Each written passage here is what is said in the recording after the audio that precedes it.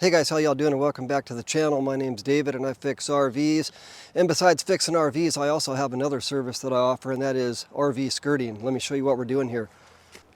So what this is here is this is 1.5 inch insulation attached to the RV with metal tape. And I chose metal tape because it's made out of aluminum and it is rust proof. And here you can see me attaching blue painter's tape to the RV so that I'm going to paint the insulation, and I'm also going to paint the metal tape.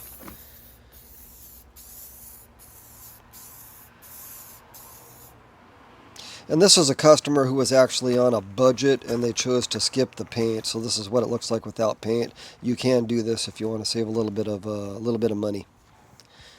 That's the crawl space access there. The tank valves are in there. One big problem that I had was this pole here it's got a satellite dish or something on it. Right in the way of the door. You know, normally I'd put some handles there so you could pull the door straight out, but with this one's a little tricky. So I'll show you how this door setup works. Basically, you just have to come in here, raise this up, slide it in here, notch it in. And then I added this little piece here to fill the hole in, just to keep the wind from blowing in there. Not ideal, but that's the best I could come up with for this.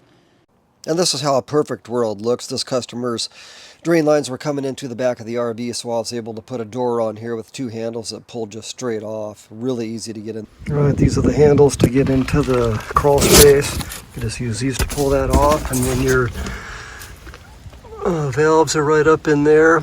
And this space is also big enough to just crawl into. So this is the crawl space access and the access to get to your valves.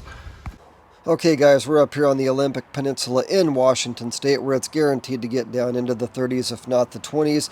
If you would like to have your RV skirted, call, text, email, whatever your preference is. Go ahead and get a hold of us, and we will get your insulation installed. Have a good one.